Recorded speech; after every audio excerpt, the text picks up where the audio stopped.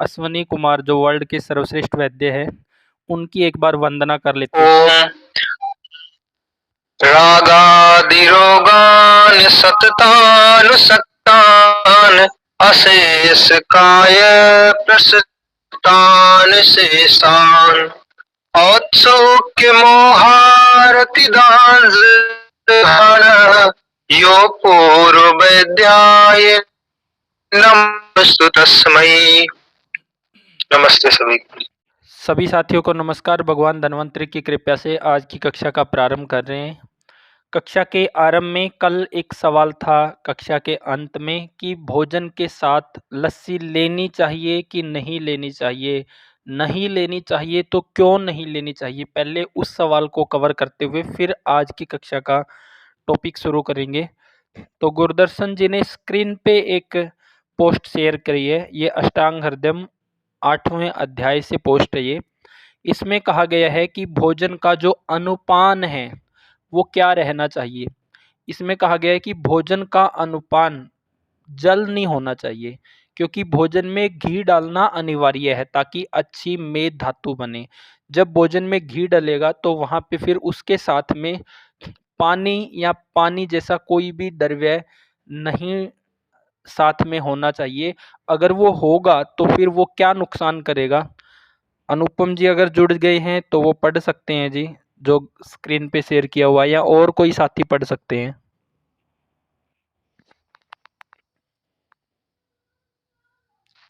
कोई भी एक साथी पढ़ सकते हैं जी। जी अच्छा जी।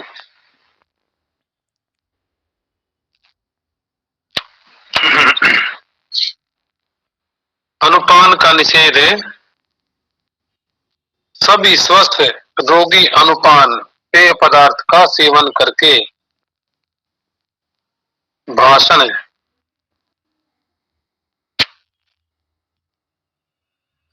रास्ता चलना तथा दिन में सोना छोड़ दें। खाना खाकर एवं पानी पीकर धूप सेकना, आग सेकना, यान सवारी द्वारा यात्रा करना, कूदना फांदना तथा घोड़ा आदि की सवारी न करें। वक्तव्य है। चरक ने सूत्र 328 में इस विषय का इस प्रकार वर्णन किया है। भोजन के बाद पिया हुआ जल कंठ तथा उरर प्रदेश में स्थित आहार के स्नेह को वहीं रोककर उसके न पचने से दोष को बढ़ाने में समर्थ हो जाता है। यहाँ अत्वा का अर्थ प्राप्त होकर यह भी हो सकता है, क्योंकि हन धातु का अर्थ ऊंचा और गति भी है, अर्थात अनुपान के रूप में किया गया जल आहार के स्नेह को प्राप्त होकर तथा आमाशय को दूषित कर दोष को बढ़ा देता है। इस संदर्भ में सुश्रुत सूत्र जो है का अनुपान वर्ग भी देखें। क्या निष्कर्ष निकला है अनुपम जी, इसमें क्या कहा गया है, क्या निचोड़ निकला है जो भी पढ़ा है। इसका निचोड़ ये है गुरुजी कि भाई खाना खा करके जो है ना वो सोना छोड़ दे, इधर उधर भागना दौड़ना छोड़ दे, धूप आदि नहीं सेकनी है। और जो वक्तव्य में है, वक्तव्य कह रहा है कि भाई जो हम खाने के साथ पानी पीते हैं, लस्सी हो चाहे कोई भी लिक्विड है मान लीजिए कोई भी, तो वो क्या है कि आमाशय में जाकर के जो है ना आमाशय के चिकना, क्योंकि भोजन में चिकनाई बहुत जरूरी होती है। और ये जो चिकनाई के साथ में यदि भोजन के साथ में हमें पानी पिएंगे तो आमाशय को दूषित कर देता है वो, और वहां पर जाकर के जो है उस स्नेह को वही यानी कि रोक देता है एक प्रकार से, और उसको रुकेगा तो फिर वो क्या हो जाएगा, सड़ जाएगा गुरुजी, यानी कि वो बेकार हो जाएगा। इस तरह से कह रहे हैं गुरुजी।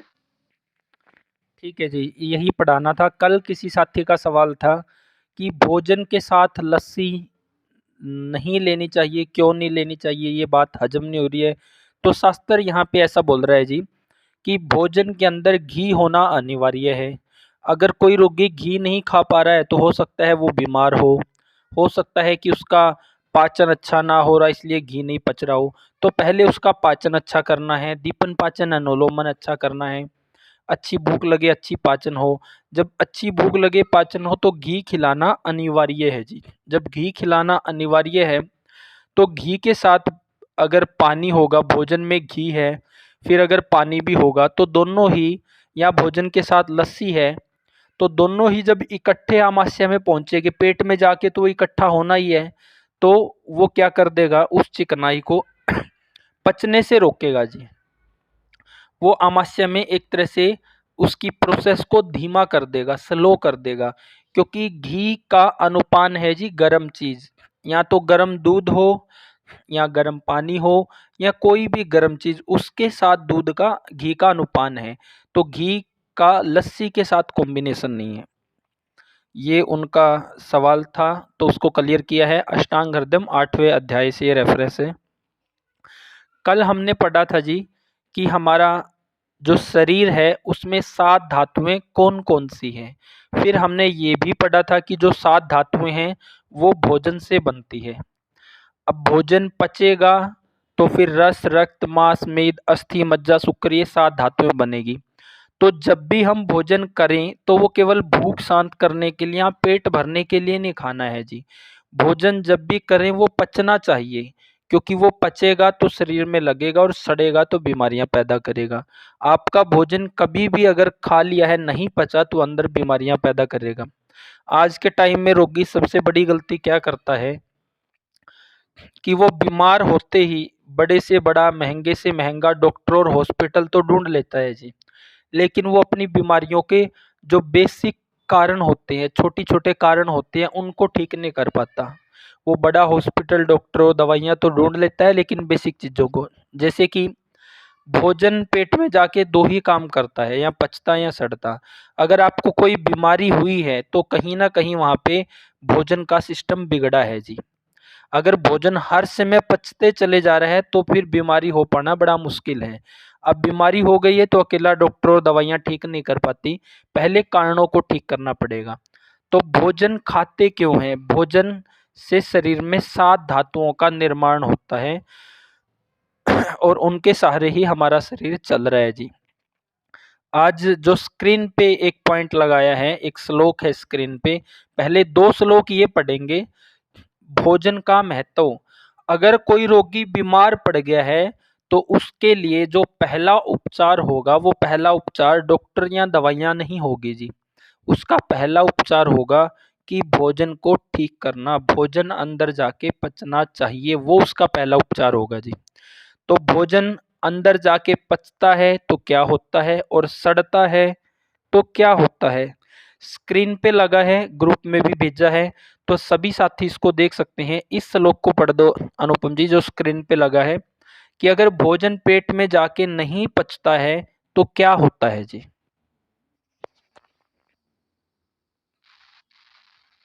रस परिपाक आहार का वह रस जठराग्नि की शक्ति से भली भांति परिपक्व होकर मधुरता और स्निग्धता को प्राप्त हो जाता है और शरीर की सब धातुओं को पुष्ट करता है। अतएव वह अमृत के समान होता है। वक्तव्य, इस आहार रस में सब धातुओं के पोषक तत्व रहते हैं और यही जीवन की रक्षा भी करता है। इन्होंने एक श्लोक पढ़ा है जी, और ये श्लोक ये कह रहा है, जैसे कल हमने देखा जी कि भाई हमारा शरीर वात, पित्त, कफ, 3 दोष, 7 धातुएं, 3 मल और 5 महाभूत, इनके आधार पे चलता है। अब ये बनते कैसे हैं, जब तक इसकी समझ हमें नहीं होगी तो इसको ठीक करना तो दूर की बात है। पहले ये बनते कैसे हैं, हमने कल देखा कि भोजन पचने से रस बनता है, फिर रक्त, मांस, मेद, अस्थि, मज्जा, शुक्र, इस तरह से सभी धातुएं बनती है। तो पहला श्लोक जो अनुपम जी ने पढ़ा है, वो पढ़ा है कि अगर भोजन शरीर में जाके पच रहा है तो वो शरीर में क्या कार्य कर रहा है जी। जो स्क्रीन के ऊपर श्लोक लगा है, ये श्लोक बोल रहा है जी कि भोजन जब शरीर में जाके पचता है तो क्या होता है। भोजन पचने से आहार का वह रस जठराग्नि की शक्ति से भली भांति परिपक्व होकर मधुरता और स्निग्धता को प्राप्त हो जाता है। उससे जो रस बनता है भोजन पचने से, वो चिकना और मधुर स्वभाव का बनता है जी। यह शरीर की सब धातुओं को पुष्ट करता है। यह सारी धातुएं जो हमने पढ़ा था, रस, रक्त, मांस, मेद, अस्थि, मज्जा, शुक्र, इन सबको अच्छा करता है जी जब भोजन अंदर जाके पचता है, और इसको अमृत के समान कहा गया है जी। किसी भी व्यक्ति को बीमारी हुई है तो कहीं ना कहीं उसको यही नहीं पता जी वो खाना क्यों खाता है, कब खाता है, किस तरह से खाता है, खाने के क्या नियम है। जैसे कि एक नियम कल ही चर्चा कर रहे थे कि खाना के साथ लस्सी पीना, ये भी विरुद्ध नियम पड़ रहा है जी। खाने के साथ सलाद लेना आज के टाइम में इसका बिल्कुल ट्रेंड है जी। तो ये छोटी छोटी गलतियां जो समय के साथ बड़ी बीमारियां कर देती हैं। अगर भोजन पचने से आपको चिकनाई ही नहीं मिलेगी तो वैसे ही बुढ़ापा जैसे लक्षण आने ही है जी शरीर में। वक्तव्य में कहा गया है, इस आहार रस में सब धातुओं को पोषण करने वाले पोषक तत्व रहते हैं और यही जीवन की रक्षा करता है। आपको जीवित रहने के लिए, आपको स्वस्थ रहने के लिए, एक स्वस्थ व्यक्ति को हमेशा स्वस्थ रहने के लिए, एक रोगी कोई व्यक्ति हो गया है तो उसको दवाई से पहले नंबर आता है तो अपने भोजन को ठीक करना चाहिए जी। आज हम यही नियम पढ़ेंगे कि ऐसी कौन सी छोटी छोटी गलतियां हैं जिससे हमारा भोजन अच्छे से ना पच के वो बीमारियां पैदा करता है। हम बाहर का नहीं खाते हैं, हम समय पे भी खाते हैं, हम खुले बर्तन में भी बनाते हैं, कुकर जैसे बर्तन में भी नहीं बनाते, लेकिन फिर भी समस्याएं क्यों हैं, वहां से हमें पता चलेगा कि हम कितनी छोटी छोटी गलतियां कर रहे हैं। दूसरा श्लोक अभी पढ़ेंगे कि भोजन अगर शरीर में जाके नहीं पचेगा तो फिर उससे क्या होगा। अगला श्लोक गुरुदर्शन जी आप स्क्रीन पे भी लगाएं और अगले श्लोक को पढ़ो अनुपम जी।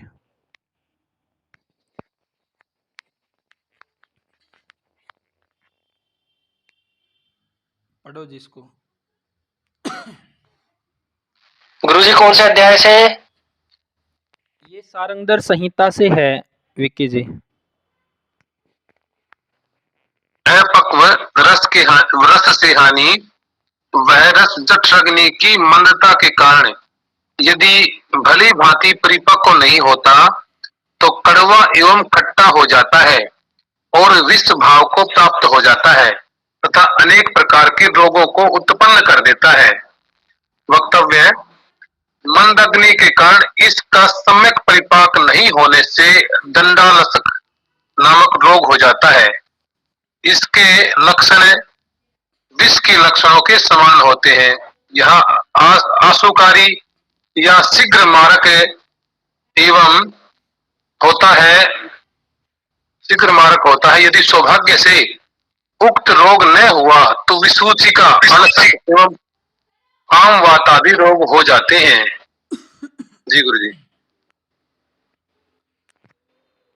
अष्टांग हृदय में जिन साथियों के पास अष्टांग हृदय है उसमें अष्टांग हृदय का निदान स्थानम का 12वां अध्याय है। उसका पहला ही एक श्लोक है कि सर्वे रोगा अपि मंदाग्नो। भाई हमारे शरीर में कोई भी रोग तभी पैदा होगा जब हमारी जठराग्नि अच्छी नहीं है, पाचन शक्ति अच्छी नहीं है। हर रोग तभी पैदा होता है जी। सर्वे रोगा अपि मंदाग्नो, यानी कि कोई भी रोग पैदा हुआ है तो कहीं ना कहीं अग्नि ठीक नहीं है जी। तो पहली जरूरत बीमार होते ही डॉक्टर के पास भागने की या दवाइयों के पास भागने की नहीं होती, ये देखना होता है कि हमें बीमारी क्यों हुई है। कोशिश हमने करनी है ऐसे देखने की। अगर नहीं कर पा रहे हैं तो फिर डॉक्टर से पहले ये पूछना चाहिए कि मेरी बीमारी हुई क्यों है। जब तक आप बीमारी के कारणों को ठीक नहीं करेंगे तो कोई भी डॉक्टर और दवाइयाँ ऐसा जादूगर नहीं है कि वो आपको चमत्कार कर देगा जी। पहले आपने जिन कारणों से बीमारी हुई है उनको ठीक करना पड़ेगा। इसमें लिखा है इस श्लोक में कि जब हमारी पाचन शक्ति अच्छी नहीं होगी, जठराग्नि अच्छी नहीं होगी और भोजन का पाचन नहीं होगा तो क्या होगा जी। इसमें लिखा है वह रस जठराग्नि की मंदता के कारण, जठराग्नि अच्छी ना होने से यदि भली भांति परिपक्व नहीं होता है, अच्छे से नहीं पकता है, तो वह कड़वा और खट्टा हो जाता है और वह सभी प्रकार के विष भावों को प्राप्त हो जाता है। उसका जो स्वभाव है वो विष के जैसा हो जाता है जी। इसको आयुर्वेद में आम बोलते हैं, आम, आम या आम विष। भोजन का पूरी तरह से पाचन ना होना जी। अधपचे भोजन को आम या आमविष बोलते हैं और इस आम को हर रोग का कारण बोला गया है जी। अथवा अनेक प्रकार के रोगों को उत्पन्न कर देता है। कौन सा? अधपचा या आम रस या आम विष वाला भोजन जी। वक्तव्य में है कि मंदाग्नि के कारण रस अच्छे से परिपाक न होने के कारण पहले यह शरीर में आलसी की तरह पड़ा रहता है जी, और फिर ना ऊपर के मार्ग से निकलता है ना नीचे के मार्ग से, फिर वो डंडे के समान शरीर को कठोर करके बड़ी बीमारियां और मृत्यु की तरफ ले जाता है जी। तो कोई भी रोग तभी होगा जी जब हमारा पाचन बिगड़ेगा। तो पाचन कब बिगड़ेगा? जब भोजन नहीं पचेगा। भोजन कब नहीं पचेगा? हम समय से नहीं खाएंगे, जितनी भूख है उसके अनुसार नहीं खाएंगे, या खाने के साथ हमने रोटी खाई है 2, रोटी खाई है 3, लस्सी पी ली है आधा लीटर, या खाने में चिकनाई भी ले रहे हैं साथ में लस्सी या सलाद भी ले रहे हैं। बहुत से लोग ऐसा करते हैं कि पहले पेट भर के सलाद खाएंगे फिर जाके भोजन करेंगे। वो और भी गलत है। वो क्यों गलत है, किस तरह से गलत है, अब हम आगे शास्त्र से पढ़ेंगे। जिन साथियों के पास अष्टांग हृदय है,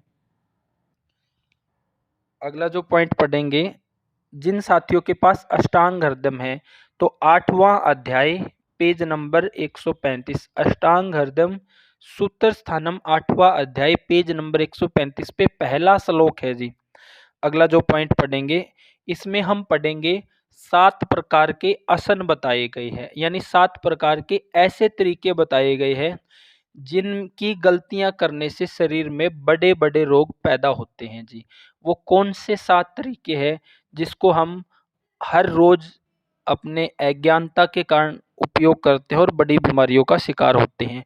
तो स्क्रीन के ऊपर ये श्लोक लग गया है, सभी साथी यहाँ से भी देख सकते हैं, जिन साथियों के पास अष्टांग हृदय है वहां से भी देख सकते हैं। आज के टाइम में कोई ये बोलेगा कि जी पूरा कच्चा खाओ, कोई बोलेगा कि आप सलाद खा लो प्लेट भर के, फिर जितनी बची है तो अन्न खा लो, कोई बोलेगा कि रात को भिगो दो अंकुरित करके सुबह खाओ, कोई कुछ बोल रहा है कोई कुछ बोल रहा है। अब मैं कुछ बोल लूंगा, लेकिन सही क्या है? सही वो है जो आप लोग खुद शास्त्र में से पढ़ पा रहे हो। मैं तो यहाँ से केवल आप लोगों को बता रहा हूँ, समझा रहा हूँ। अगर जो मैं बता रहा हूँ समझा रहा हूँ वो शास्त्र में मिल रहा है और उसको आपका लॉजिक समझ आ रहा है तो ही वो सही है, नहीं तो आपने मेरा भी बताया हुआ सही नहीं मानना है जी, क्योंकि सही वही है जो शास्त्रों में लिखा है। जो मैं बोल लूंगा या बाहर कोई बोल रहा है वो सही नहीं है, जो शास्त्रों में लिखा है वो सही है जी, और जो आप शास्त्र से देख रहे हो पढ़ रहे हो वही सही है जी। अगला पढ़ो अनुपम जी, जो स्क्रीन पे लगा है।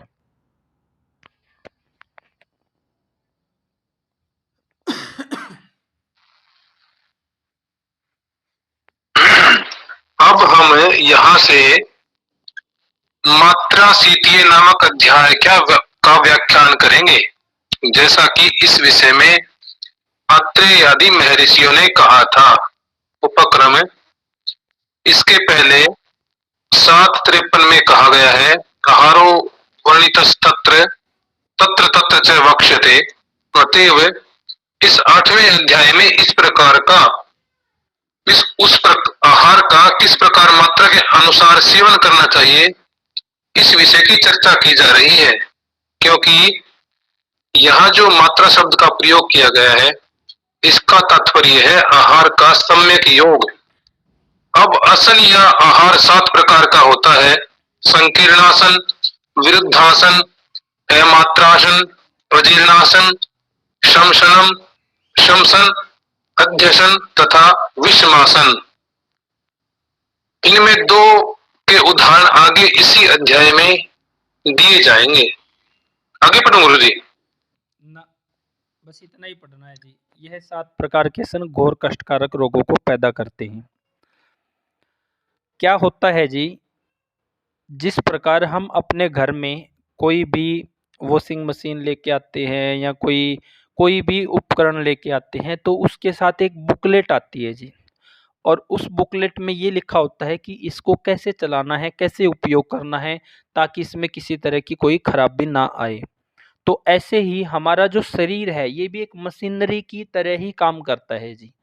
अब इसके लिए क्या सही है क्या गलत है, आपको व्हाट्सएप पे, यूट्यूब पे, फेसबुक पे बहुत सारा ज्ञान मिल जाएगा और उसमें विभिन्नता है हर चीज़ में। कोई कह रहा है कि केवल सलाद खा लो या फ्रूट खा लो, भोजन खाओ ही ना, या भोजन कम खाओ, वो ज़्यादा खाओ। कोई बोल रहा है कि कच्चा ज़्यादा खाओ, कोई बोल रहा है कि जी मल्टीग्रेन अधिक खाओ, जिसमें कि सभी तरह की पोषकता हो गई। तो हर किसी का अलग-अलग मत है। तो ऐसे ही ऋषियों ने अपने इस शरीर को, इस मशीनरी को सही तरीके से चलाने के लिए हमारे पास अष्टांग हृदयम, चरक संहिता, सुश्रुत संहिता, तो ये संहिताएँ लिख दी है जी। भई आपका शरीर कैसे चलेगा, शरीर कैसे स्वस्थ रह सकता है ताकि बीमारियाँ आए ना, और बीमारियाँ आ गई है तो कैसे ठीक करना है। तो उसके लिए, इस शरीर को चलाने के लिए, इस शरीर रूपी मशीनरी को चलाने के लिए ऋषियों ने जो संहिता लिखी है वो एक बुकलेट की तरह है जी। इसमें जो लिखा है उस तरीके से अगर हम अपने शरीर को चलाएँगे तो हम स्वस्थ रहेंगे, और बीमार हो गए हैं तो अपने रोग को हम आसानी से ठीक कर पाएँगे। इसमें कहा गया है जी, भोजन करने के ये जो 7 तरीके हैं, ये हर तरह के रोग पैदा कर सकते हैं। ये 7 तरीके कौन-कौन से हैं? इसमें कहा गया है जी, संकीर्ण आसन। क्या होता है संकीर्ण आसन? इसको आगे डिटेल में पढ़ेंगे, लेकिन पहले एक बार मैं संक्षेप में सभी की थोड़ी-थोड़ी जानकारी दे दूँ। संकीर्ण आसन होता है जी, कई तरह के मिले-जुले आटा, आहार, फल, भोजन, इनको मिक्स करके खाना जी। फिर विरुद्ध आहार आप सब समझते ही हैं। अमात्रासन, आपको जितनी भूख है उससे कम या ज़्यादा खाना, मात्रा के अनुसार ना खाना। अजीर्णासन, जिस समय अपचन चल रहा है उस समय भी खा लेना। समसन, कोई अहितकर चीज़ है जो अच्छी नहीं है हमारे लिए, उसको किसी अच्छी चीज़ में मिला के खाना, वो उसको भी खराब कर देगी जी। अध्यसन होता है कि पहला खाया हुआ अभी पचा नहीं है, अगला फिर से खा लिया जी। और विषमासन होता है कि असमय पे खाना जी, जैसे कि रात को 8 बजे, 9 बजे, 10 बजे, ये खाना क्या है, असमय है जी। क्योंकि इस समय अग्नि की जो पावर है वो धीमी हो चुकी होती है, अग्नि की जो पावर है वो सूरज के साथ जुड़ी होती है जी। अब शास्त्र इसके बारे में क्या बोल रहा है कि संकीर्ण आसन क्या है? इससे नीचे एक पॉइंट है गुरुदर्शन जी, उसको आप स्क्रीन पे लगा लो, जिसमें लिखा है क्रीमिज शिरोरोग के लक्षण। इस पॉइंट को, इसमें संकीर्ण आसन के बारे में बताया गया है जी। संकीर्ण आसन क्या होता है, इसको एक बार अनुपम जी आप पढ़ दो।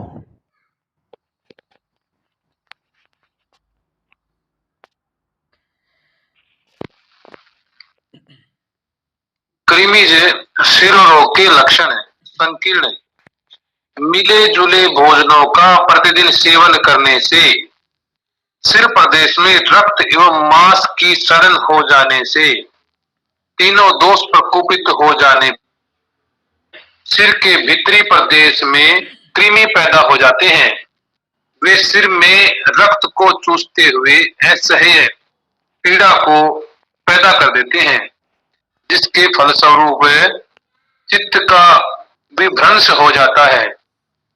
उसके साथ ज्वर, काश, बल का क्षय, रुक्षता, सुइयों से बेधने की सी पीड़ा, कटने की सी पीड़ा, दाह, फड़कना, नाक मुख से दुर्गंध का आना, तालू तथा सिर के कपालों में खुजली, मुख का सूखना, नेत्रों का मूंदा रहना, ताम्र वर्ण का स्वच्छ नासिका की मैल बाहर आने लगती है और कानों में साए साए शब्द होता रहता है। जी गुरु जी। इसका निचोड़ क्या है जी, स्क्रीन के ऊपर आप सभी को जो श्लोक दिखाई दे रहा है, इस श्लोक में कहा गया है संकीर्ण, संकीर्ण आसन या संकीर्ण किसको बोलते हैं जी? भाई कई तरह के मिले जुले भोजन हैं, फल है, आटा है, कोई भी कई तरह के मिले जुले आहार या भोजनों का लगातार सेवन करना। आज के टाइम में बड़ा प्रचलन चल रहा है जी कि मल्टीग्रेन खाओ, उसमें कई तरह के आटे मिला के सभी तरह के पोषकता आपको मिलेगी। या कोई बोलेगा कि जी आप कई तरह के फ्रूट इकट्ठे लेके प्लेट में रख लो, पहले वो खाओ फिर भोजन खाओ। इसके बारे में ऋषि वाग्भट जी क्या बोलते हैं, ये जो रेफरेंस है ये अष्टांग हृदयम का उत्तर स्थानम में है जी।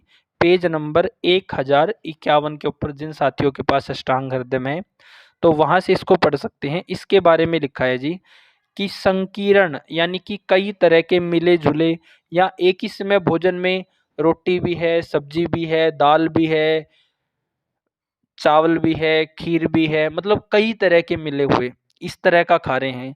तो इसके बारे में शास्त्र बोल रहा है कि प्रतिदिन मिले जुले भोजनों का सेवन करने से क्या होगा जी? भाई रस अच्छा नहीं बनेगा पेट में। क्यों नहीं बनेगा? क्योंकि अलग अलग प्रकृति का जब आप खा रहे हो, मान लो आपने अभी आइसक्रीम खाई है और फिर 10 मिनट बाद आपको या 5 मिनट बाद ही या साथ में ही बोल देगी जी कॉफी भी पी लो, तो पेट किसको पचाएगा जी? किसी को भी नहीं पचाएगा, क्योंकि दोनों की प्रकृति, दोनों के गुण धर्म स्वभाव अलग अलग है जी। तो दोनों मिलके पेट की अग्नि को ही कमजोर कर देंगे। तो जब हम कई तरह के मिले जुले आहारों का सेवन करते हैं तो वो पेट की पाचन शक्ति को मंद कर देते हैं जी, जिससे क्या होता है? रस अच्छा नहीं बनता। रस अच्छा नहीं बनेगा तो रक्त अच्छा नहीं बनेगा, रक्त अच्छा नहीं बनेगा तो मांस अच्छा नहीं बनेगा, फिर अगली धातुएं अच्छी नहीं बनेगी। तो इसमें कहा गया है जी कि मिले जुले भोजनों का प्रतिदिन सेवन करने से सिर प्रदेश में रक्त एवं मांस की सड़न हो जाने से, भाई रस सड़ेगा, फिर रक्त सड़ेगा, फिर मांस सड़ेगा, इनकी सड़न हो जाने से तीनों दोष प्रकोपित होकर सिर के भीतरी प्रदेश में कीड़े पैदा कर देते हैं। वे सिर में रक्त को चूसते हुए असहनीय पीड़ा को पैदा कर देते हैं, जिसके फलस्वरूप जो हमारा चित्त है उसका विभ्रंश हो जाता है। उसके साथ साथ हमें जवर आने लग जाएगा, खांसी हो जाएगी, बल का क्षय हो जाएगा, शरीर में ड्राइनेस आ जाएगी, सुइयां चुभने जैसी पीड़ा, काटने फटने जैसी पीड़ा। तो ये सारी बीमारियां पैदा हो जाएगी जो आगे लिखी है। क्यों होगी? क्योंकि भोजन केवल अंदर डाल लेना काफी नहीं है जी। भोजन जब भी अंदर डालें तो वो पचना चाहिए जी। पचेगा तो फिर अच्छा रस बनेगा, अच्छा रक्त बनेगा, अच्छा मांस बनेगा, अच्छी धातुएं बनेगी, तो शरीर स्वस्थ रहेगा जी। आज के टाइम में 80% रोगियों में जब हम देखते हैं ना जी, वो बीमार ही इसलिए हुए हैं क्योंकि ना तो उनके पास खाना बनाने का समय है और ना खाने का समय है। तो शरीर को एक मशीनरी की तरह ही चलाना है, जब भी खाएं वो पचना चाहिए। तो आज के बाद आप लोगों ने खाने को केवल अंदर नहीं डालना है जी। और जब हम रोगियों में देखते हैं तो ज्यादातर रोगी केवल 50% तो अपना सिस्टम ठीक करने से ही ठीक हो जाती है जी। फिर 50% समस्याओं के लिए उनको दवाई की जरूरत पड़ती है और हम बीमार पड़ते ही सीधा डॉक्टर दवाइयाँ जी। तो ये हुआ जी संकीर्ण आसन की। संकीर्ण आसन क्या होता है? मिले जुले भोजनों का सेवन करना। तो ये किस तरह से रोग पैदा करता है इसको हमने समझ लिया है। अगला पॉइंट पढ़ो जी। अगला पढ़ दो समसन और विषमासन।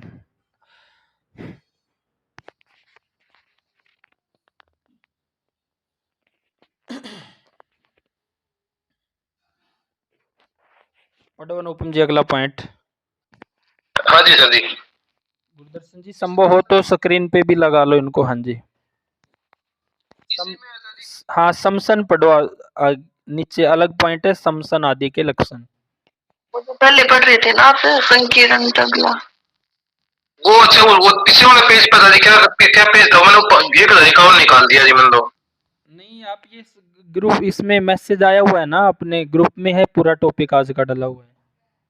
जी जी जी जी।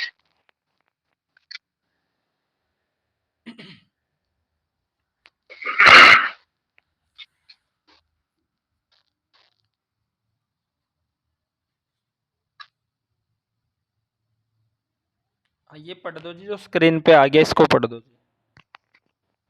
ठीक है सर जी।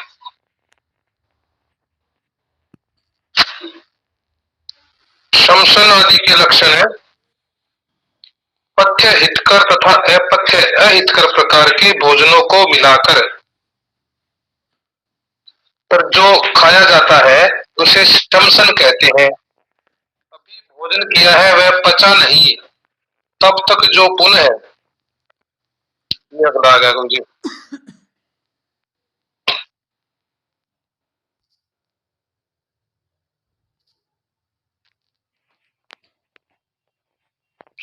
तब तक जो पुनः भोजन कर लिया जाता है उसको अध्यसन कहते हैं जी।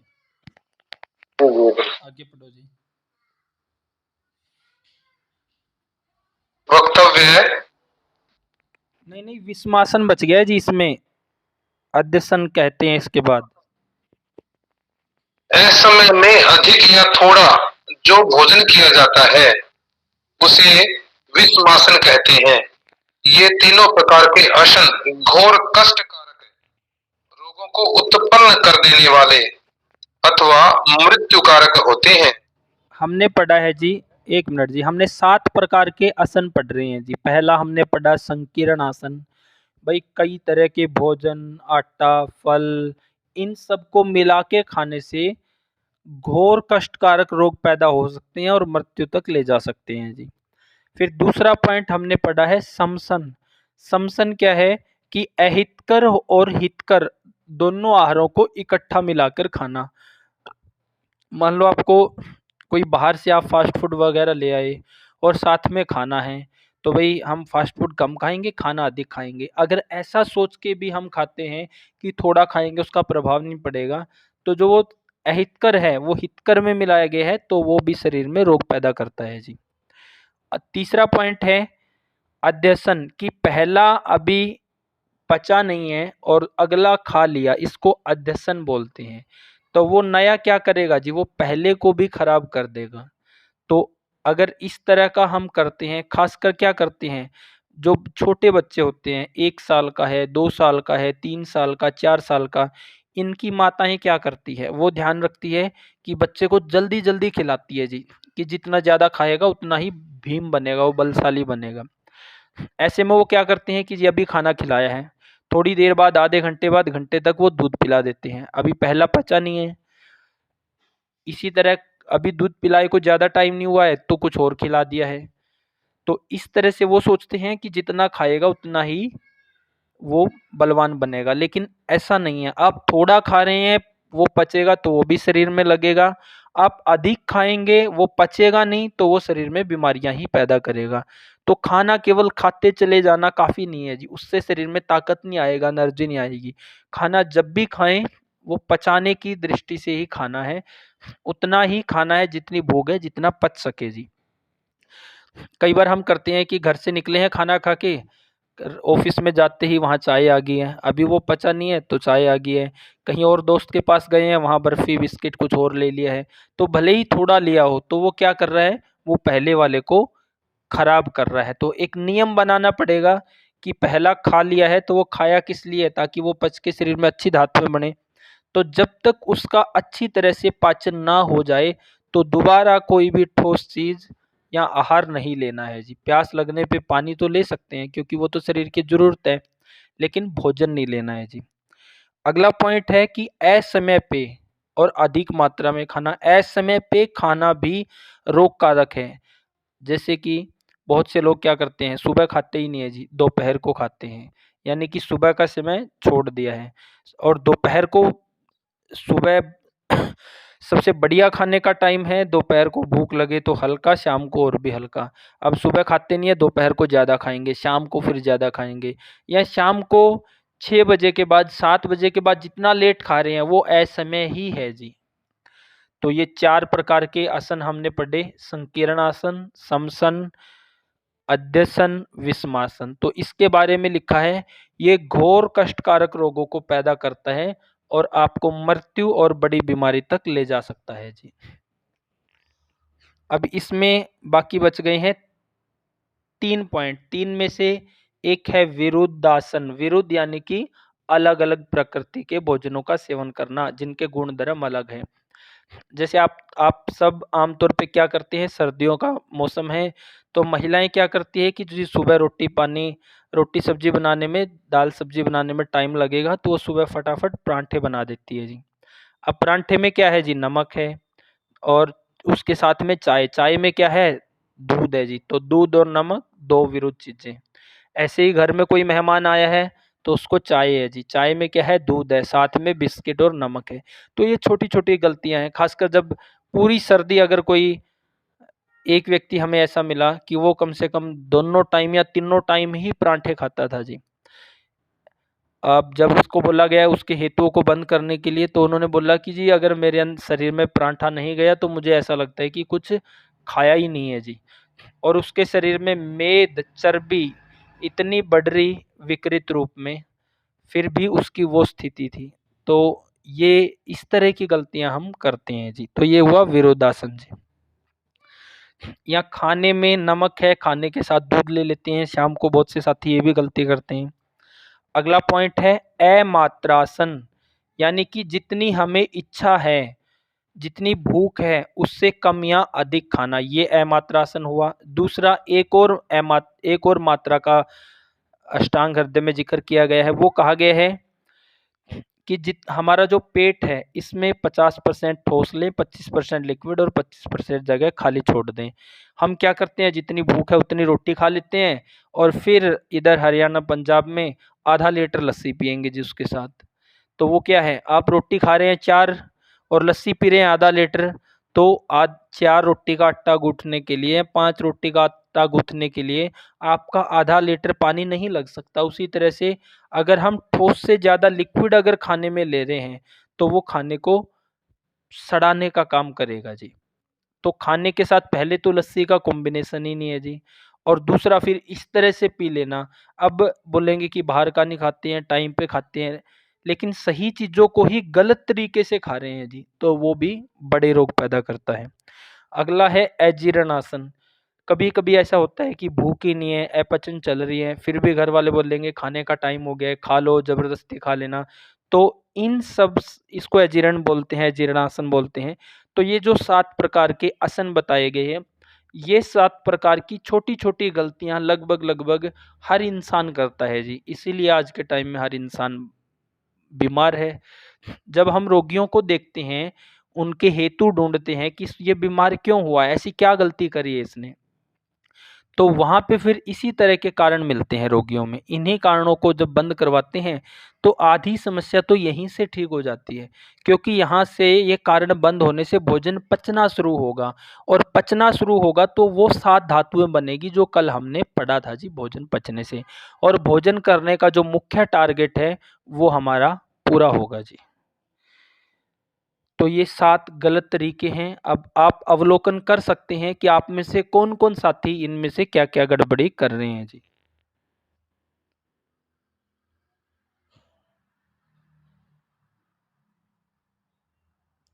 तो अभी तक हमने ये पढ़ा है जी, जैसे कल पढ़ा था, कल हमने ये पढ़ा था कि हमारा 7 धातुएं कैसे बनती है जी। भोजन पचने से, भोजन पचने से रस बनेगा, फिर रक्त बनेगा, मांस, मेद, अस्थि, मज्जा, शुक्र। वो कब बनेगी, जब भोजन पचेगा। अगर हम भोजन करने में इस तरह की गलतियां कर रहे हैं तो फिर क्या होगा, धातुएं नहीं बनेगी जी, बीमारियां पैदा होगी। और उन बीमारियों को कोई भी बड़ा से बड़ा डॉक्टर, हॉस्पिटल या दवाइयां तब तक ठीक नहीं कर पाएगी जब तक आप अपनी गलतियों को नहीं सुधारेंगे, या आपका वैद्य चिकित्सक आपकी गलतियों को ठीक नहीं करवाएगा। जिन साथियों ने पिछले 5 महीने से जो बैच लगाया है, इस बैच के बाद वाला, उन्होंने जब इन नियमों को पढ़ा, आगे चिकित्सा के सूत्रों को जब समझा, तो उन्होंने 5 महीने में ऐसे ऐसे रोगियों को ठीक कर दिया। क्योंकि आधी चिकित्सा तो यहीं से हो जाती है, जब हम खान पान को ठीक करवाते हैं जी। फिर थोड़े से आपको दवाइयों की जरूरत पड़ती है। तो इस तरह से चिकित्सा, जब तक रोगी अपने आप को बदलेगा नहीं तब तक नहीं होगी। यही कारण है कि लोग 10-10, 20-20 साल, 30-30 साल या जीवन के अंतिम दिन तक एक बार समस्या होगी तो वो दवाइयाँ चलती रहती है, क्योंकि उनको कोई आके ये नहीं बोलता कि आप टाइम से खाओ, आप अच्छे बर्तन में खाना बनाओ, सही तरीके से खाना बनाओ, आप खाने के साथ में लस्सी, पानी, दूध, चाय ना लो, आप विरुद्ध आहार ना खाओ, कभी अजीर्ण चल रहा है, अपचन है तो उस समय ना खाओ। वहाँ पे अगर 1-2 टाइम के लिए भोजन नहीं करेंगे, एक तरह से वो उपवास रहेगा, तो वो भी क्या करेगा, अग्नि को अच्छा करेगा जी। तो इसीलिए लोग ठीक नहीं हो पाते, क्योंकि जिन कारणों से बीमारियां बनी हैं उनको ना कोई चिकित्सक बताता है, ना रोगी पूछता है, और इन्हीं में उलझ के रह जाता है। एक तरफ बीमारी जिससे बन रही है वो कारण चलते रहते हैं, दूसरी तरफ दवाइयां भी, तो कहानी वहीं की वहीं खड़ी रहती है। तो अब यहाँ तक किसी साथी का कोई सवाल हो तो रख सकते हैं जी।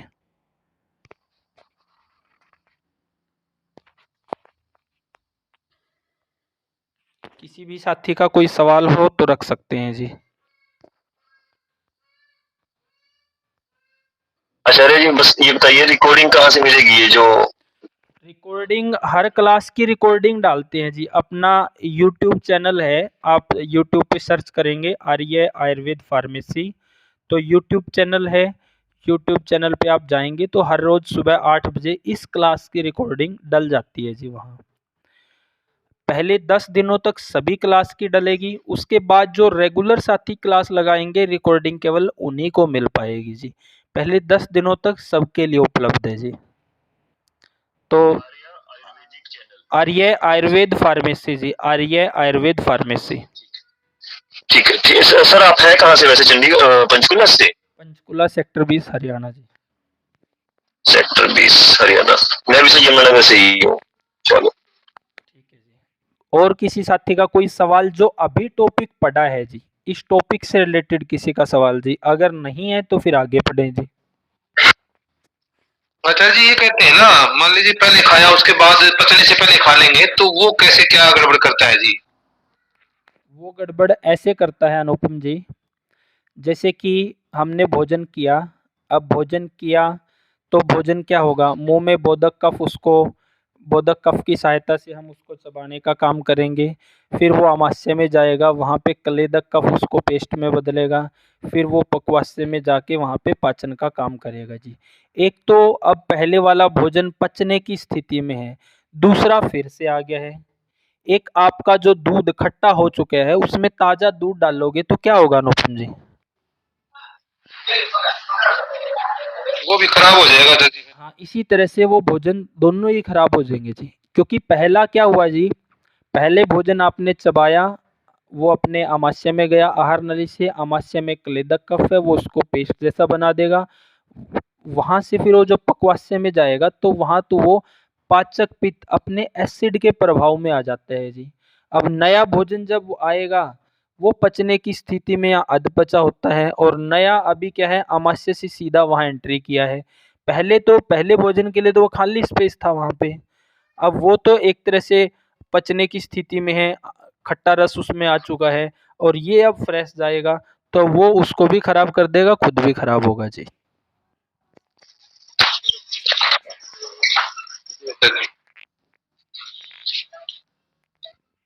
तो किसी भी साथी का कोई सवाल नहीं है, ये मान के चलें, आगे बढ़े जी।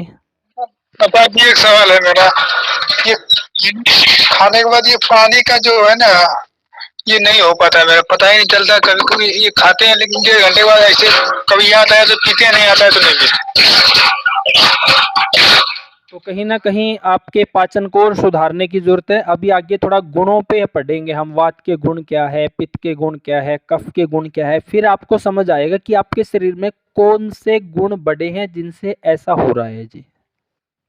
थोड़ा सा 2-4 दिन का और वेट करना पड़ेगा। सब कुछ ले लें जो पच जाए खाना, हाँ जी, पर कुछ है कि खाने के साथ कुछ साथ में ले सके जो पच जाए खाना।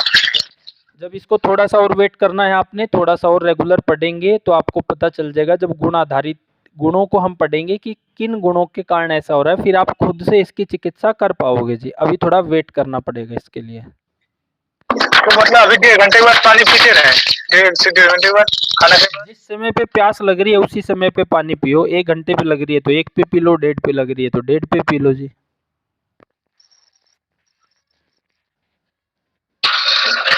आचार्य जी हाँ जी। मेरा एक सवाल था, हाँ जी। यहाँ ग्रामीण अंचल में क्या है कि लोग जो खाना खाते हैं ना हाँ जी। तो उसके साथ दूध लेते हैं, तो रोगियों को बोलते हैं कि भाई दूध मत लो, तो वो कहते हैं जी ऐसे तो भाता ही नहीं है खाना।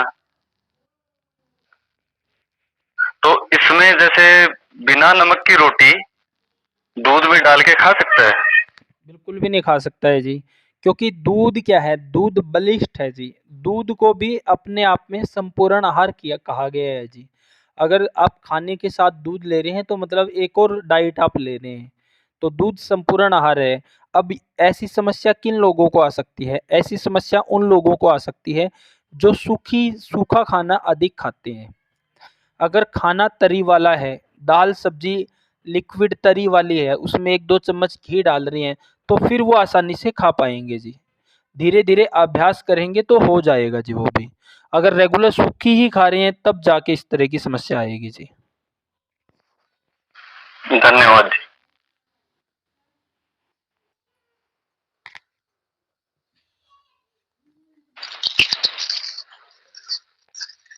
और किसी साथी का कोई सवाल जी? जैसे सिर्फ दूध और रोटी नहीं खाना है। सवाल करना जी। दूध और रोटी मतलब नहीं खाना है एक साथ। साथ में दूध और रोटी देखो, रोटी के साथ में ना पानी लेना है, ना लस्सी लेनी है, ना चाय लेना है और ना ही दूध लेना है जी, ना ही सलाद लेना है। रोटी सब्जी एक टाइम में एक ही तरह का, या रोटी दाल या रोटी सब्जी या फिर चावल दाल, एक ही तरह का खाना है जी। उसके साथ में अलग से कुछ नहीं लेना है जी।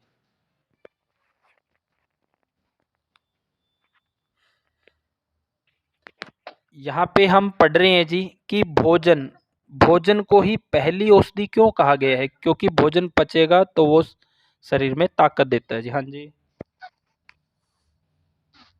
हेलो हाँ जी बोलो। सर, आप मुझे सुन रहे हो? हेलो हाँ सुन रहे हैं जी। सर, मेरा कहना है कि काफी लोगों से मैंने सुना है कि केवल सिर्फ दूध पीने से गैस बनाती है, या दूध के साथ भी काफी लोग बोला कि दूध के साथ अगर पीते हो तो थोड़ा चीनी ले लिया करो। क्या ये मतलब सच है? क्या इसका मतलब प्रोसेस क्या है, थोड़ा बताइए। अगर दूध पीने से गैस बन रही है तो दूध में कमी नहीं है जी, आपके पाचन सिस्टम में कमी है। क्योंकि ऐसा तो है नहीं कि दूध पीने से हर व्यक्ति को गैस बनती है। दूध गैस नहीं बनाता है जी।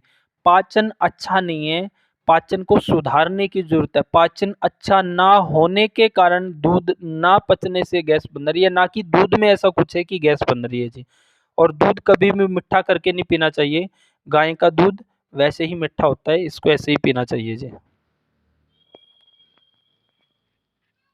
Okay sir, thank you.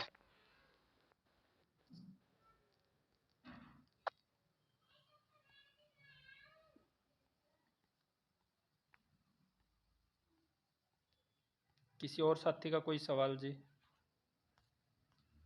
जी हाँ सर, मैं ही पूछ रहा हूँ क्या सर कि खाना खाऊं या ना खाऊं, कभी कभी लगता है कि हमेशा पेट भरा हुआ रहता है, ऐसा क्यों?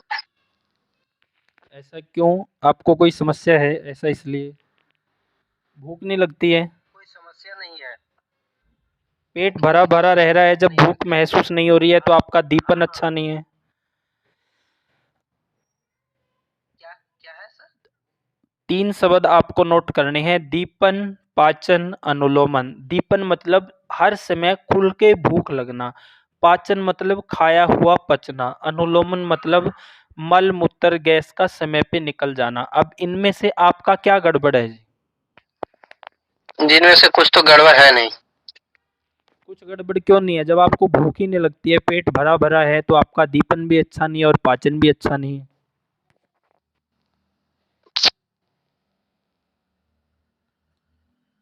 आपकी अगर भूख अच्छी है तो समय से भूख लगेगी तो बढ़िया खाओगे। भरा भरा कब लग रहा है? जब दीपन पाचन अच्छा नहीं है।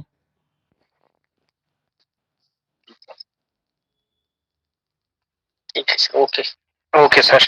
गुरदर्शन जी, एक पॉइंट एक और आपको पर्सनली भेजा है, अब इसको स्क्रीन पे लगा लो।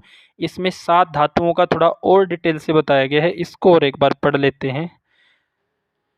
अनुपम जी इसको पढ़ दो, जो ऊपर वक्तव्य लिखा है 7 धातुओं के बारे में, इसको पढ़ दो जी एक बार।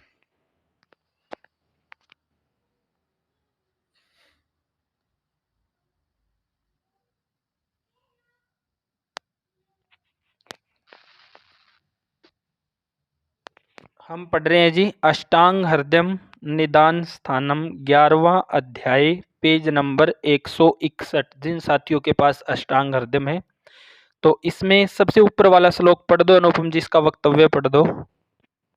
हाँ जी दादी, 161 पेज पे जी। हाँ स्क्रीन पे भी लगा है, यहाँ से भी पढ़ सकते हो। ये ठीक रहेगा सर जी।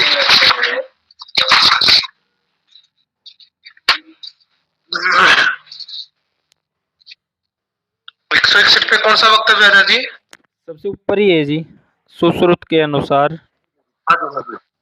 वक्तव्य सुश्रुत के अनुसार है रस शरीर का प्रेरण तथा रक्त का पोषण करता है। रक्त वर्ण की निर्मलता, मांस का पोषण तथा जीवन प्रदान करता है। मांस शरीर एवं मेदस का पोषण करता है। मेदस स्नेह स्वेद उत्पन्न करता है।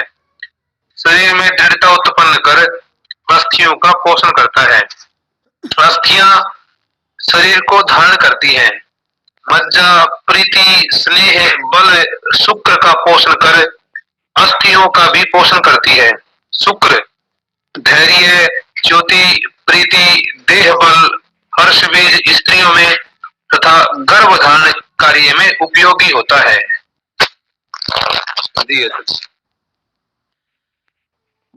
कल हमने पढ़ा था जी कि हमारा जो शरीर है वो वात पित्त कफ 3 दोष 7 धातुएं 3 मल और 5 महाभूतें इनके आधार से बना है और इनसे चलता है जी। हमने कल ये भी देखा कि धातुएं कैसे बनती हैं, उनके क्या कार्य है। इसको थोड़ा और डिटेल में अभी बताया गया है। इसमें कहा गया है कि भोजन पचने से रस धातु बनती है। रस शरीर में क्या काम करता है जी? वो शरीर को पोषण देने का काम करता है। इसके साथ साथ वो अपने से अगली धातु रक्त यानी खून को भी पोषण देता है जी। भोजन पचने से रस बनता है जी। रस अच्छा बनेगा तभी रक्त अच्छा बनेगा। तो भोजन पचने से रस बना। रस शरीर को ताकत भी देता है और अपने से अगली रक्त धातु को भी अच्छा करता है जी। फिर रक्त के बारे में कहा गया है कि जो रक्त है यानी खून है उससे क्या होता है? वर्ण की निर्मलता यानी हमारा चेहरा हमारी त्वचा अच्छी होती है। वो तभी अच्छी होगी जब रक्त अच्छा होगा जी। इसके साथ साथ ये क्या करता है? अपने से अगली धातु मांस का पोषण करता है जी। उसको भी ताकत देने का काम करता है और शरीर को जीवन प्रदान करता है। रक्त को जीवन कहा गया है।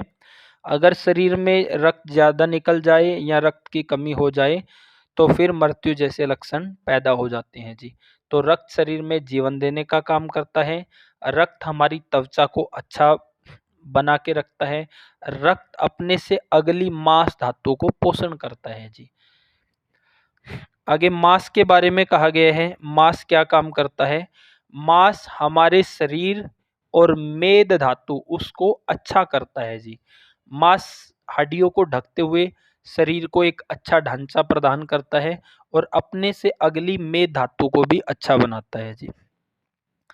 मेद क्या है? मेद क्या काम करता है? मेद शरीर में स्नेहांश देने का काम करता है, चिकनाई देने का, एक तरह से ग्रीस का काम करता है, लुब्रिकेशन का काम करता है। हर एक ज्वाइंट को, हर एक ऑर्गन को ये स्निग्ध बनाए हुए, फ्लेक्सिबल बनाए हुए हैं। इसके साथ साथ मेद शरीर में पसीना पैदा करने का काम करता है जी। आगे लिखा है मेद शरीर को दृढ़ भी बनाता है तथा अपने से अगली जो धातु है जिसको अस्थि बोलते हैं, हड्डियां, उनको भी पोषण देने का काम करता है। फिर हड्डियां हैं, अस्थियां हैं जो वो शरीर को धारण करने का कार्य करती है जी। हड्डियों से शरीर को ढांचा मिला हुआ है जी। और अपने से अगली धातु मज्जा को भी पोषित करती है। मज्जा शरीर में क्या करती है? ये अपने से अगली धातु शुक्र को बल प्रदान करती है। अस्थियों का भी पोषण करती है क्योंकि अस्थियों के अंदर की चिकनाई है जी। आगे शुक्र है जो वो क्या काम करता है? उससे शरीर में शुक्र से गर्भाधारण की प्रक्रिया होती है और अपने से अगली ओज धातु को अच्छा करता है जी। तो सबसे पहले हमें आयुर्वेद को समझने के लिए अपनी शरीर की समझ होनी चाहिए।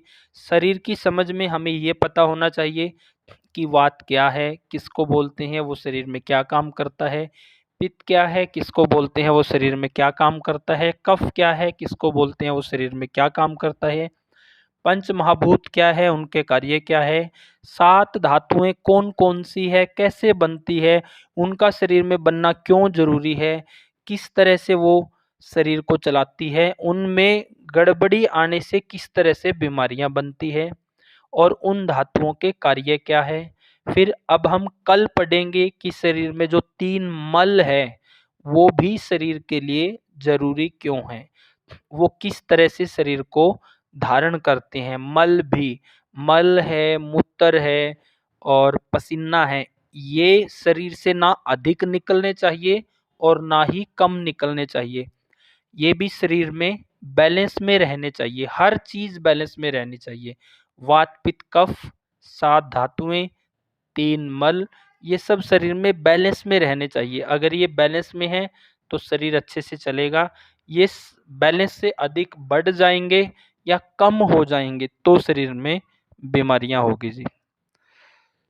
कल हम पढ़ेंगे जी, आप में से बहुत से साथी ऐसे होंगे, कोई बोलेगा कि जी मेरे बाल झड़ते हैं, कोई बोलेगा कि मेरे बाल पक गए हैं, कोई बोलेगा जी मेरी हड्डियां ही मजबूत नहीं है, कोई बोलेगा मेरे दांत अच्छे नहीं हैं, कोई बोलेगा मेरे निगाह कमज़ोर हो गई है, कोई बोलेगा नाखून अच्छे नहीं हैं, कोई बोलेगा खून अच्छा नहीं है। तो ये सब क्यों होता है जी? जैसे अभी तक हमने पढ़ा, भाई शरीर को चलाने के लिए भोजन की ज़रूरत है, ना कि दवाइयों की जी। शरीर भोजन के लिए बना है और भोजन समय से खाना, शरीर में जाके पचना, पचने से सब धातुएं अच्छी बनना जी, वो शरीर के लिए ज़रूरी है। तो भोजन जब भी खाएँ वो पचना चाहिए। अब भोजन ही नहीं अच्छा होगा तो धातुएँ ही नहीं बनेगी, तो फिर इन सब में बिगाड़ आएगा। आएगा तो कैसे आता है, क्यों आता है, इसको हम कल डिटेल में पढ़ेंगे जी। अब किसी साथी का कोई सवाल हो यहाँ तक तो रख सकते हैं जी। आचार्य जी, मज्जा का भाना प्रीति स्नेह है, ये किस तरह से क्या होगा इसका जी? और ऐसे ही है, इसमें भी शुक्र में भी है। अगर शरीर में शुक्र धातु क्या करता है जी? ओज धातु को अच्छा बनाता है। शुक्र अच्छा होगा तो ओज अच्छा होगा। ओज क्या है जी? जीवनीय शक्ति है। ओज अच्छा होगा तो क्या होगा? वीरता, पराक्रमकता, निडरता, ये सब अच्छे हों, ये भाव पैदा होंगे। ओज ही नहीं है, शुक्र ही नहीं है तो क्या होगा जी? खोखलापन होगा। खोखलापन होगा तो क्या होगा? ना तो वहाँ धैर्य होगा, ना वहाँ पे देह में बल होगा, ना वहाँ पे प्रीति होगी, तो ये सब कुछ नहीं होगा। तो हर धातु क्या है, शरीर में हर चीज़ को बैलेंस कर रही है। खासकर शुक्र नहीं है तो शरीर में खोखलापन, ओज का क्षय रहेगा। ओज अगर नहीं है तो जीवनीय शक्ति न्यून है जी। और फिर मज्जा अगर कमजोर है तो मज्जा, विशेषकर ये कार्य मज्जा का नहीं है, ये शुक्र का है जी। मज्जा क्या है? मज्जा से केवल हड्डियों के अंदर खोखलापन आएगा। शुक्र से शरीर में खोखलापन आता है, जीवनीय शक्ति घटती है, वहां से शरीर में खोखलापन बढ़ेगा तो भ्रंश बढ़ेगा, दिमाग घूमेगा, वायु ज्यादा घूमेगी। अनुपम जी, जी जी आचार्य जी। तो थोड़ा मल के बारे में और पढ़ लेते हैं, अभी 5-10 मिनट का टाइम है। मलों के प्रमुख कार्य, इसको और पढ़ दो जी। मलों की प्रमुख कर्म पुरुष का कर्म है और स्तंभ बल की रक्षा करना, मलाशय को स्वस्थ रखना, वायु तथा अग्नि का धारण करना। एक एक का कर्म ही पढ़ेंगे जी, एक एक का कर्म। जैसे इसमें कहा गया है जी, हमने पढ़ा पहले कि वात, पित्त, कफ के क्या कार्य है, फिर हमने पढ़ा धातुओं के क्या कार्य है। अब हम पढ़ रहे हैं कि मलों के भी शरीर में कार्य है जी। मल भी शरीर में बेकार की चीज नहीं है, ये भी शरीर के लिए जरूरी है। समय पे निकलना और समप्रमाण में ही निकलना जिनका। जैसे इसमें कहा गया है, पुरुष बोला गया है जी मल को, जो सुबह उठते ही हम मल त्याग करके आते हैं, उसका संस्कृत नाम है जी पुरुष। संस्कृत में उसको पुरुष बोलते हैं। और इसका जो कार्य बताया गया है शरीर में, वो बताया गया है जी बल की रक्षा करना। यानी जो मल है वो भी बल देने का काम करता है जी। मलाशय को स्वस्थ रखना, वायु तथा अग्नि का धारण करना। कैसे करता है जी ये सब काम? इसमें कहा गया है जो मल है वो बल की रक्षा करता है। एक व्यक्ति है जो सुबह उठ के दिन में केवल एक बार ही अच्छे से मल त्याग के लिए जा रहा है या दिन में 2 बार जा रहा है, तो ये प्राकृतिक है जी। और आपके पास कई रोगी ऐसे आए होंगे जो आईबीएस के रोगी है जी, गृहिणी के रोगी है, जिनको क्या है, खाते ही मल त्याग के लिए जाना पड़ता है या दिन में कई बार मल त्याग के लिए जाना पड़ता है। तो 2 से अधिक जितनी बार भी किसी रोगी को मल त्याग के लिए जाना पड़ेगा तो समझ लो आने वाले महीनों में वो उतना ही कमजोर होने वाला है। एक रोगी हमारे पास ऐसा आया जिसको दिन में 8-9 बार मल त्याग के लिए जाना पड़ रहा था जी, और उसके साथ में ब्लीडिंग भी थी। अब ऐसी समस्या कोई आसानी से किसी को बताता नहीं है, शेयर नहीं करता है। तो ये चलता रहा जी 1 महीना, 1.5 महीना। तो घर वालों ने देखा कि ऐसे-ऐसे ये तो कमज़ोर होता चला जा रहा है, ना ये अच्छे से खा रहा है, ये बता भी नहीं रहा है कुछ। फिर बात करी तो पता चला, जब ऐसा हुआ, जब वो रोगी आया उससे बात करी गई, तो दिन मतलब जितनी बार भी वो मल त्याग करेगा, वो इतनी बार मल त्याग कर रहा है, तो वहाँ पे क्या हो रहा है जी, पाचन अच्छा नहीं है। क्योंकि पाचन अच्छा होगा तो भोजन पचेगा, तो उससे ठोस मल ही बनेगा और वो समय से ही निकलेगा। जब पाचन ही अच्छा नहीं है तो मल खाते ही मल त्याग के लिए जाना या बार-बार मल त्याग के लिए जाना, तो वहाँ पे दीपन भी अच्छा नहीं है, उसमें भी कमी है, पाचन भी अच्छा नहीं है, अनुलोमन भी अच्छा नहीं है। अनुलोमन मतलब गैस मल-मूत्र का समय पे निकलना। जब पाचन अच्छा होगा तब तो धातुएँ बन जाएगी जी। जब पाचन अच्छा नहीं है इसलिए बार-बार मल त्याग के लिए, तो जो रोगी जितनी बार दिन में 2 से अधिक मल त्याग के लिए जाएगा, उतना ही उसमें वजन कम रहेगा। तो इस तरह से केवल दिन में 1 या 2 बार मल त्याग करना प्राकृतिक है। इससे अधिक बार मल त्याग के लिए जा रहे हैं तो वो रोग है जी। अगर मल बिल्कुल ही ना त्याग करें तो भी रोग है जी, वो कब्जियत की समस्या पैदा कर देगा। वो क्या करेगा फिर? वो आप सभी को पता ही है जी, आप सब कब्ज़ के रोगी हैं, जो भी आपने आस-पास देखते ही होंगे कि उनके साथ क्या घटित होता है। तो मल बैलेंस में निकलना ही शरीर के लिए ज़रूरी है जी। आगे लिखा गया है कि मल अगर ये मलाशय को स्वस्थ रखना है, अग्नि तथा वायु को धारण करता है। मान लो एक व्यक्ति दिन में बार-बार मल त्याग के लिए जा रहा है, तो वहाँ पे क्या होगा जी? मान लो कोई नाली है जी, उसमें पूरा दिन पानी बहता रहेगा तो वो गिल्ली हो जाएगी जी। जब मल बार-बार मल त्याग के लिए जा रहा है, तो कहीं न कहीं उसकी जो आंतें हैं, वो एक तरह से अति गिल्लापन होने से वो आगे सड़ने जैसी स्थिति में चली जाएगी जी, यानी वो कमज़ोर होती चली जाएगी समय के साथ। तो मल अगर एक बार ही निकल रहा है, तो क्या होगा जिसमें? वो आंतों को कोई परेशानी नहीं करेगा।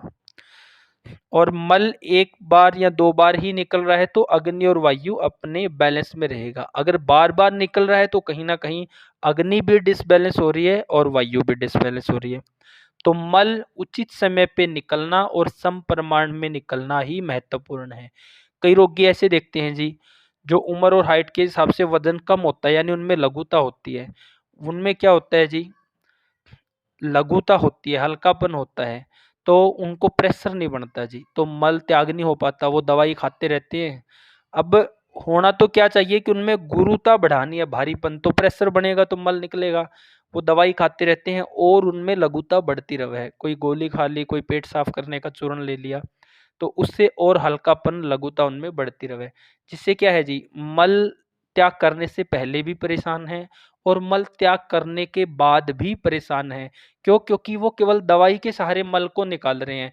जो उचित चिकित्सा होनी चाहिए, भई शरीर में जब बल बढ़ेगा, गुरुता बढ़ेगी तो प्रेशर से मल निकल जाएगा। अब दवाई ने केवल अपने प्रभाव से निकाल दिया, खाली स्पेस तो वहाँ है ही फिर भी। तो ऐसे लोग ही मल त्याग करने से पहले भी परेशान है और बाद में भी। मल त्याग करते ही फिर से गुब्बारा भर जाता है जी पेट में। तो मल बैलेंस में रहना शरीर के लिए बहुत ज़रूरी है जी।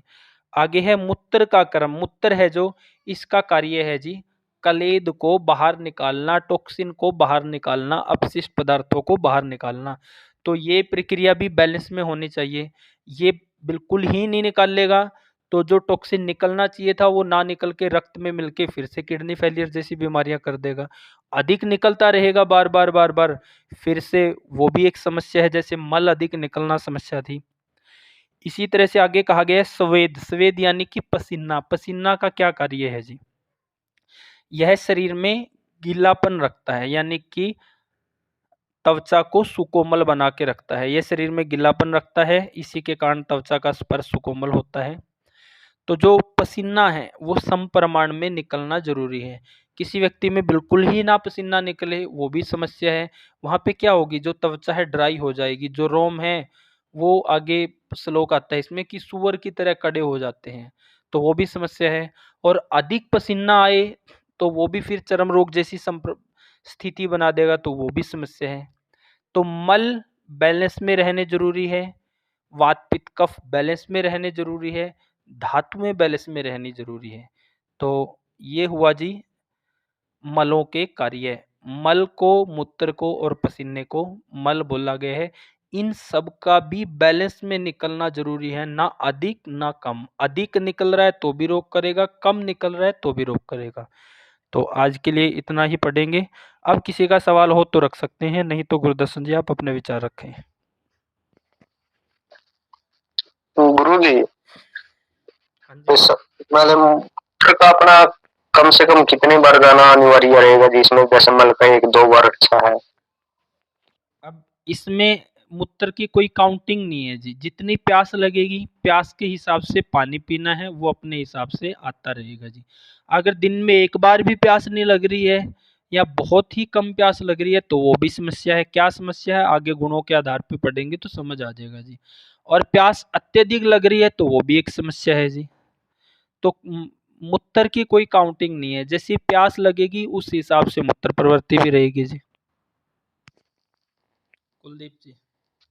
ठीक है गुरु जी, ठीक है गुरु जी।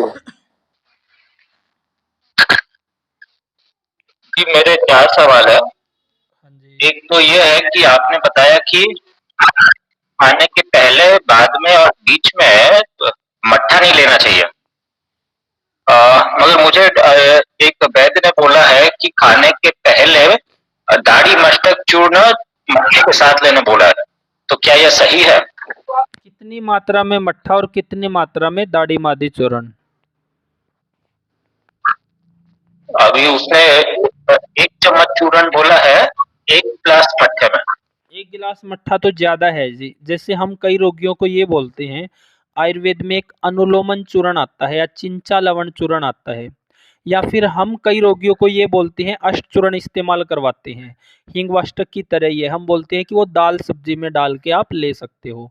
अब होगा क्या जी, अगर खाने से पहले आपने मट्ठा इतना पी लिया है तो जो हमारे पेट में जो क्लेदक कफ है, जो भोजन को पेस्ट में बनाने का काम करेगा, या जो पक्वाशय में पाचक पित्त है जो भोजन को पचाने का काम करेगा, वो दोनों ही पतले हो जाएंगे। फिर वो पाचन का कार्य उस तरह से नहीं कर पाएंगे जी।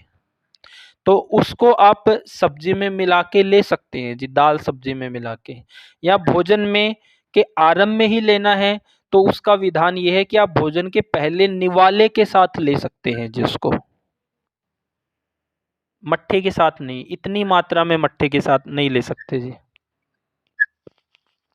नहीं तो फिर थोड़ा पानी में ले सकते हैं? ना पानी में भी नहीं, अगर आपने लेना ही है या तो फिर 1 चम्मच, जैसे हम क्या करते हैं अनुलोमल तेल देते हैं, 2 ढक्कन देते हैं 10 ml, भाई वो पहले निवाले के साथ इस्तेमाल कर लें। तो वैसे तो अगर आप समान वायु के लिए कार्य कर रहे हैं भोजन में मिला के भी ले सकते हैं, या भोजन से पहले 1-2 घूंट अगर मट्ठा है तो उसके साथ आप ले सकते हैं, लेकिन इतनी ज्यादा मात्रा में मट्ठे के साथ नहीं ले सकते जी। जी, ठीक है। दूसरा सवाल ये है कि जैसे आपने बोला कि खाने के साथ पेय पदार्थ नहीं लेना है, तो सूप भी नहीं लेना चाहिए क्या? ऐसा है, अगर हमारी दाल सब्जी में लिक्विडिटी है तो हमें जरूरत नहीं पड़ेगी, अगर लिक्विडिटी नहीं है तो जरूरत पड़ेगी। तो दाल सब्जी में लिक्विडिटी है तो वो काम हो जाएगा, या फिर दाल का ही सूप है सेम गुण धर्म वाला तो वो हम ले सकते हैं थोड़ी मात्रा में जी। भोजन का आधा ही ठोस लेने के लिए, लिक्विड लेने के लिए बोला गया है। अच्छा, और ये कच्ची सब्जियां जैसे कि सलाद जो है वो खा सकते हैं कि केवल पकी हुई सब्जियां ही लेना है? इसके लिए ऐसा है, जिस व्यक्ति की अग्नि कमजोर है तो उसके लिए संस्कारित भोजन ही बोला गया है। क्योंकि जब आप दाल बना रहे हैं, सब्जी बना रहे हैं, उसमें धनिया, जीरा, अजवाइन, हींग, लहसुन, प्याज, इन सब का छौंक लगा के वो संस्कारित हो जाता है, वो जल्दी से पचेगा जी। अब जिसको भूख अग्नि पहले ही कमजोर है या अग्नि मंदता वाले रोग है, उनके लिए कच्चा खाना नहीं है जी। ठीक है। और एक ये आपने बताया कि घी और पानी साथ में नहीं लेना है, मगर कहते हैं कि गर्म पानी में अगर घी मिलाकर ले तो कब्ज ठीक होते हैं, तो ये कितना सही है? वो एक स्पेशल प्रोसेस होती है, 5 दिन व्यक्ति का अन्न बंद करवा के और फिर गर्म पानी में घी डाल के, वो पंचकर्म की एक प्रक्रिया है, उसके दौरान पिलाया जाता है अच पे, मतलब उस दौरान अन्न बंद। तो वो हम करवाते हैं, उसको जब हम पंचकर्म अध्याय पढ़ेंगे तो वहां वो क्लियर हो जाएगा जी। भोजन के साथ में गर्म पानी के लिए शास्त्र मना करता है जी। मुझे तो दरअसल बताया गया था कि रोज रात में सोने से पहले ये लेने के लिए बोला गया था ताकि सवेरे पेट अच्छे से साफ साफ हो जावे। तो ये बंद करना चाहिए। रात को सोते समय दूध लेना है। दूध में आप ऐसा कर सकते हो जी, सोते समय दूध पीना सबसे बेस्ट बताया गया है जी, क्योंकि वो गले के ऊपर के एरिया को अच्छा करेगा जी, वहां बल देगा। अगर कोई कफ का भारी मोटा व्यक्ति है तो वो ऐसा कर सकता है जी, उसके लिए फिर मेडिकेटेड घी डलेगा गर्म पानी में जी। दुबले पतले के लिए वो नहीं है जी। अच्छा अच्छा, मतलब घी ऐसे अकेले केवल घी नहीं लेना चाहिए, वो खाने में ही लेना चाहिए। खाने में लेवे तो ठीक रहेगा। नहीं, अकेले ले सकते हैं, लेकिन अकेला ले सकते हैं। अकेला अगर वात और पित्त वाले ने लेना है, मध्यम व्यक्ति ने लेना है, तो वो दूध के साथ ही ले। पानी के साथ तो उनके लिए अनुपान बन ही नहीं रहा है। पानी के साथ तो फिर भारी व्यक्ति के लिए होगा कि गर्म पानी में मेडिकेटेड घी डाल के पिलाना। अगर दुबले पतले ने लेना है तो वो दूध में डाल के लिए, वो ज्यादा अच्छा काम करेगा जी। आदर्श स्थिति वो है जी, सही अनुपान वो है। और ये और एक चीज ये बोला जाता है कि खाने के बाद एक केला खाना चाहिए। भोजन के बाद एक केला खाने से खाना अच्छे से पचता है। ये कौन बोलता है जी? ये कई जगह सुना है। अब ऐसे सवाल करना बंद कर दो, आपसे निवेदन है कि ये कोई ऐसा बोलता है, कोई वैसा बोलता है। अगर कहीं शास्त्र में लिखा है, शास्त्र ऐसा बोल रहा है, तो वो सवाल आप रख सकते हैं जी। अब बोलने को तो पता नहीं क्या क्या व्हाट्सएप, फेसबुक, यूट्यूब क्या क्या बोल रहा है। जो शास्त्र में लिखा है वही सही है जी, उसी के अनुसार हमने चलना है। तो ये मतलब गलत है। हाँ, गलत है जी वो। ठीक। जी सर, मैं पूछ रहा हूँ कि बाल धीरे धीरे झड़ रहे, तो इसका क्या कारण हो सकता है? वो कल के टॉपिक में आएगा जी।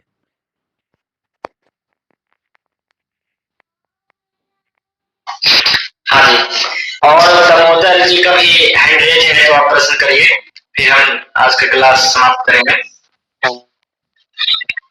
हाँ गुरुजी, ये उम्र और हाइट के हिसाब से वजन क्या होनी चाहिए? वो भी हम आगे गुणों को पढ़ेंगे तो वहां हमें पता चल जाएगा।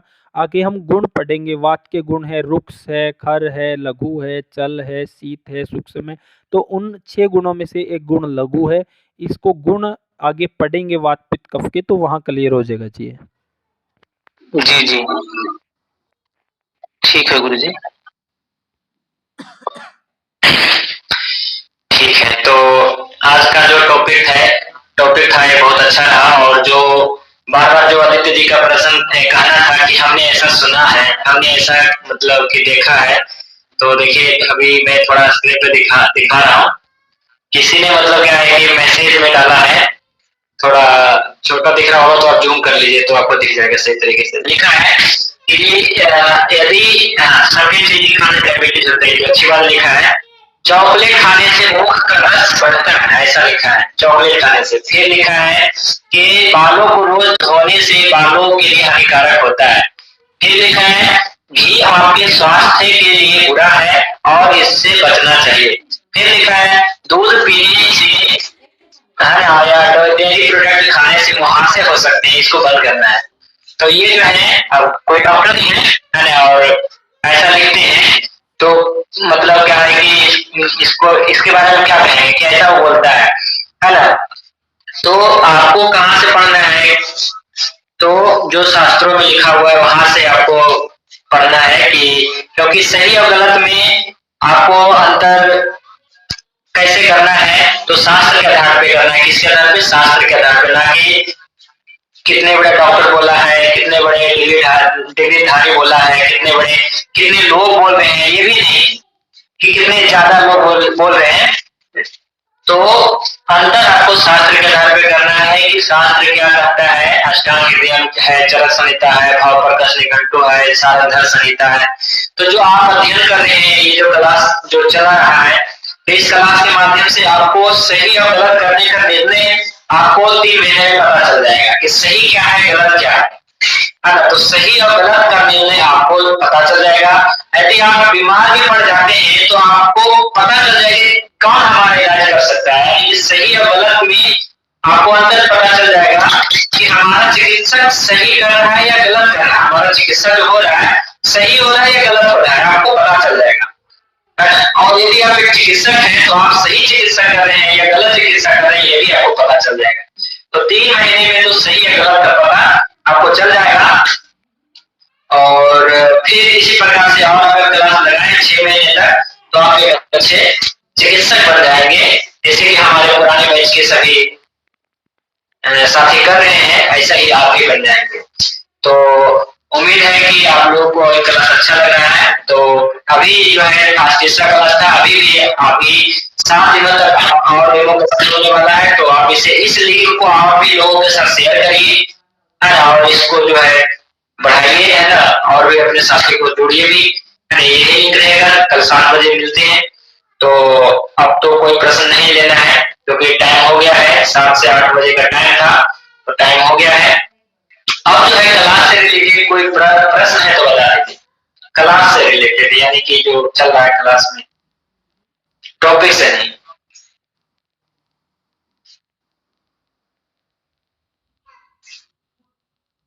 संदीप कुमार जी, आप पूछना चाहते हैं कुछ?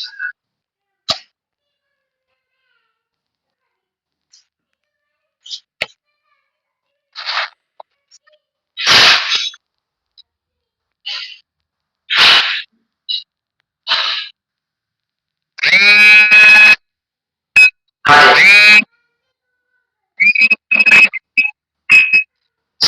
संदीप कुमार जी, आप कुछ पूछना चाह रहे हैं तो आप पूछ सकते हैं या फिर म्यूट कर लीजिए। चलिए ठीक है, तो अब जो है किसी का कोई प्रश्न नहीं है तो आज की क्लास जो है समाप्त करते हैं।